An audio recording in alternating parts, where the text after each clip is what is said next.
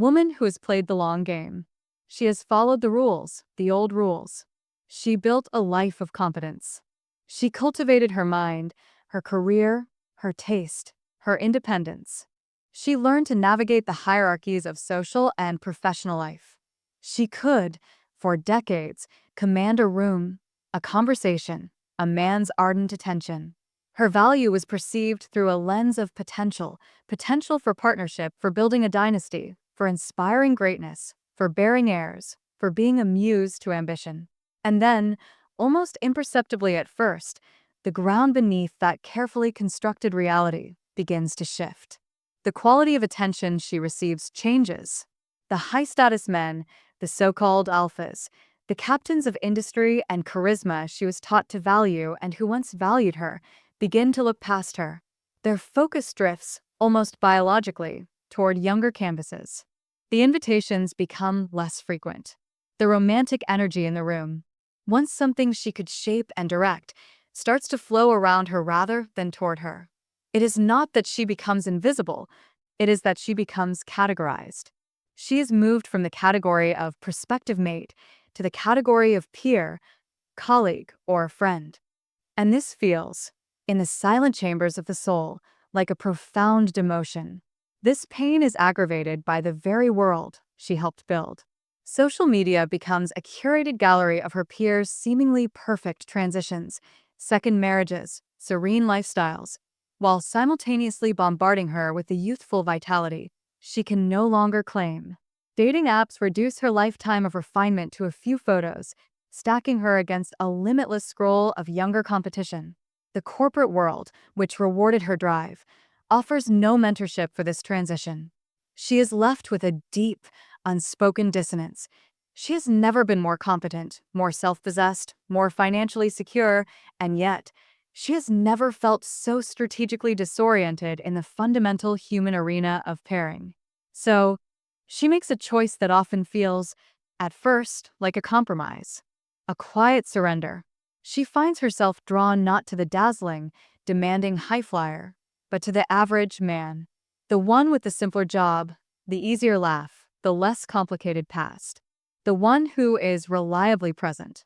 Not because he sets her world ablaze with passion or ambition, but because his world feels stable, and his gaze feels like a place to rest, not a constant evaluation. She tells herself it's maturity.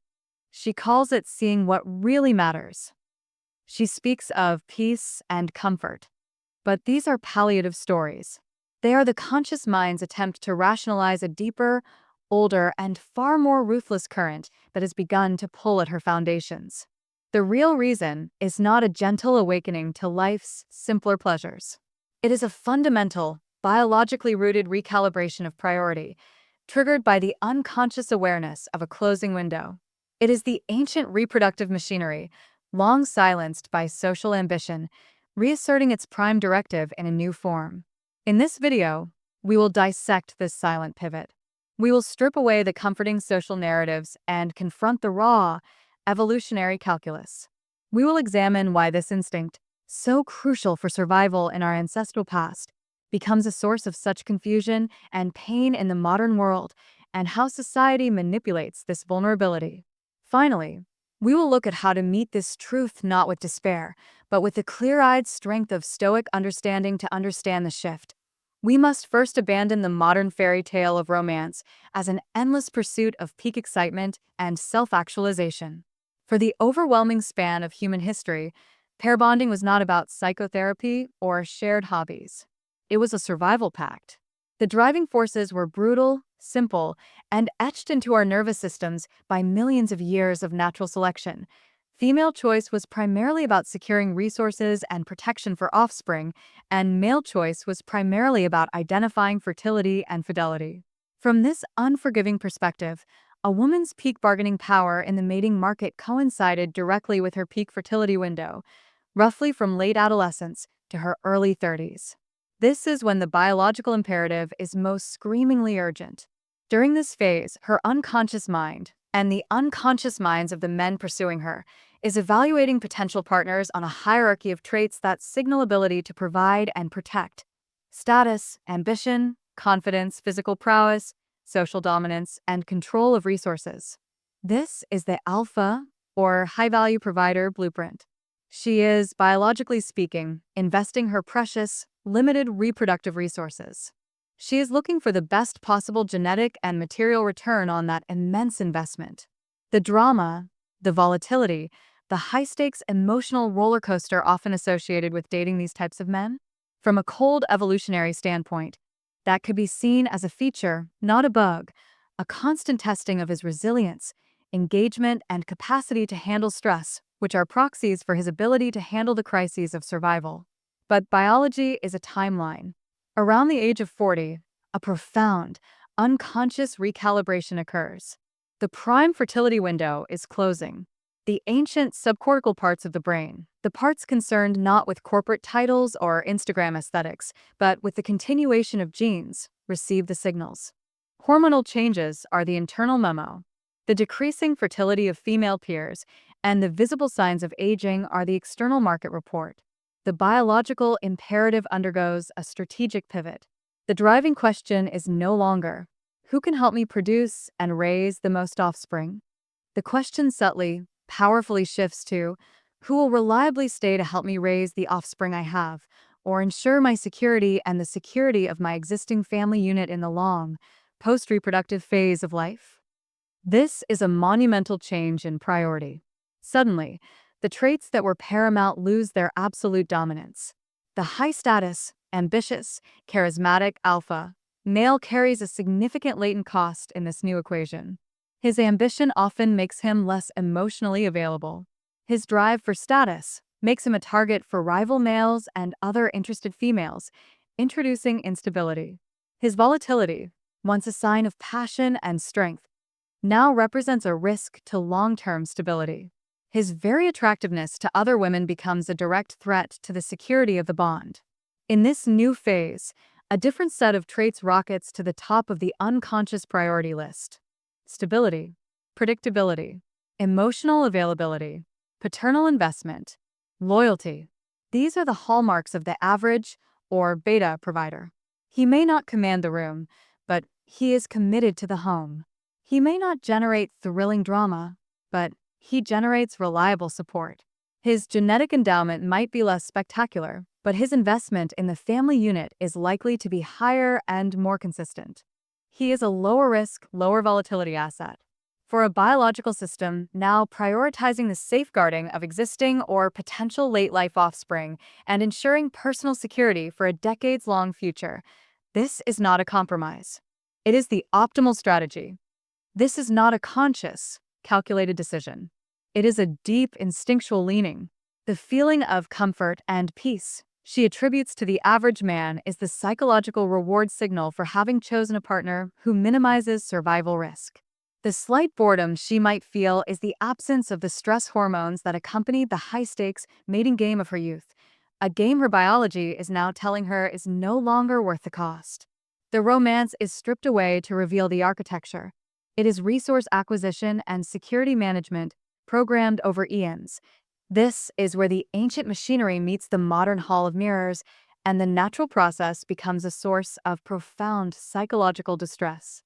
Our biology evolved for small tribal bands, where mate choices were limited to a few dozen individuals, and a woman's status and value were tied to her roles within the kin network across her entire lifespan. The modern world has shattered this context, creating a series of brutal traps. Trap 1. The infinite marketplace illusion. Dating apps and social media have created a perceived marketplace of infinite choice. For the woman over 40, this is a torture device. Her unconscious mind is trying to execute a sensible, stability-focused strategy, but it is bombarded with the highlights of the high-status strategy she is moving away from. She sees the dazzling profiles of ambitious men, now filtered to show only their peak success. The algorithm, designed to maximize engagement, not happiness, constantly shows her what she is missing. It feeds the ghost of her former mating strategy, creating a corrosive sense that she is settling, in a way her ancestors never could have conceived. She isn't comparing her reliable partner to the few other hunters in the tribe. She's comparing him to a globally curated fantasy. Trap 2. The extension of adolescent mating psychology. Contemporary culture glorifies and extends the mating strategy of peak fertility, youthful excitement, constant novelty, maximal option exploration, deep into adulthood for both sexes. The message for decades has been, you can have it all, and on your own timeline. This social narrative directly conflicts with the biological pivot. So, when a woman begins to feel the instinctual pull toward stability, it feels culturally like a failure, a loss of vibrancy, an admission of defeat against the cult of youth. She has internalized a value system that prizes the very traits, high drama ambition, limitless potential, her biology is now deprioritizing. This creates immense cognitive dissonance, the compromise feeling. Trap 3. The manipulation of the security drive, dark psychology. Society, particularly consumer and wellness culture, expertly manipulates this newly dominant drive for security, but perverts it into a source of anxiety and consumption. The message becomes, your security is threatened by aging. Therefore, buy this cream, undergo this procedure, adopt this extreme lifestyle to regain your youthful mating value. It sells the desperate, expensive attempt to re-enter the old game, rather than facilitating a graceful transition into the new one. Furthermore, the average man himself is often culturally demoralized, told he is not enough unless he manifests as a hyper-competitive alpha. This can make him insecure and less able to provide the calm, centered stability that is his core strength, creating a vicious cycle where both partners feel they are failing the other's unspoken, culturally imposed script. Trap 4. The negation of post-reproductive value. In the ancestral environment, a woman's value did not plummet after childbearing years. She became a repository of wisdom, a mediator, a keeper of social networks, a grandmother whose investment was crucial for the survival of her grandchildren, the grandmother hypothesis. Modern society, obsessed with novelty and productivity, offers few honored roles for this profound phase of life. The shift in mate selection thus feels like a lonely exile from the central arena of value, rather than a strategic move into a different, but equally critical, leadership role within the human tribe. The result is that a natural, evolutionarily sound biological transition is experienced as a personal, psychological crisis. The woman isn't just choosing a different kind of man, she is navigating this choice in a society that misunderstands, pathologizes, and commercially exploits every step of the process. So, what is the dark truth, the red pill? It is this. The move toward the average man after 40 is not primarily about love as a transcendent, romantic ideal. It is, at its root, about the cold calculus of biological strategy, shifting from acquisition to conservation. It is about the unconscious mind prioritizing security and predictable investment over high-risk, high-reward genetic speculation. The comfort she feels is the relief of a system coming into alignment with a new, stark reality. The surprise is that this feels like a personal, emotional choice, when it is so deeply impersonal and mechanical in its origins. We are all, to a terrifying degree, passengers of these ancient imperatives, narrating a story of personal agency over a process that is largely pre-written. This truth can be met with nihilism or despair. It can feel like reducing the richness of human connection to a Darwinian flowchart. But there is another way, the Stoic way.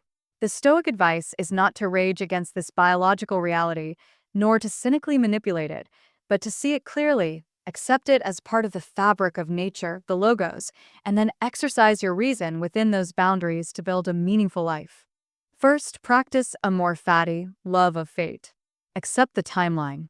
The fertility window opens and it closes. The mating strategy that serves you at 25 will not serve you at 45. This is not a tragedy. It is a natural transition, like the seasons. Fighting it is like fighting the onset of winter. The wise person gathers wood and prepares a warm hearth. They do not weep for the lost summer sun. Accepting the biological pivot allows you to engage with it consciously, without the corrosive shame of settling. You are not settling for less. You are strategically choosing for a different and equally valid phase of the human journey. Second, differentiate the biological imperative from the conscious partnership. Just because the initial pull is biological does not mean the relationship that follows must be merely a survival pact. This is where human transcendence enters. Once the stability is secured, once the ancient, fearful parts of the brain are pacified by the presence of a reliable partner, a space opens. This space can be filled with the deeper, more complex elements of partnership that have little to do with reproduction. Genuine friendship, intellectual companionship, shared values, spiritual alignment, collaborative projects, mutual care in aging. The Stoic seeks the summum bonum, the highest good. In a relationship, this can be the virtue you cultivate together: patience, kindness, justice, courage. The average man, free from the relentless pressure to perform as an alpha, may have immense capacity for this kind of virtuous partnership. See the biological shift not as the end of romance, but as the potential beginning of a different, more durable kind of love, built on mutual respect and shared purpose rather than hormonal frenzy. Third, reject the modern traps by defining your own value. You are not a profile on a marketplace. Your value post. 40 is not defined by your flickering ability to attract male gaze calibrated for fertility. Your value is in your competence, your wisdom, your capacity for leadership, your ability to nurture not just children, but projects, communities, and the younger generations. The Stoic focuses on what is within their control: their character, their judgments, their actions. Focus on building a life so rich in meaning and contribution that the choice of a partner becomes a complement to it, not the sole source of your security or identity. Let the relationship be a chosen alliance between two sovereign beings, not a desperate treaty signed by two biological bargaining chips.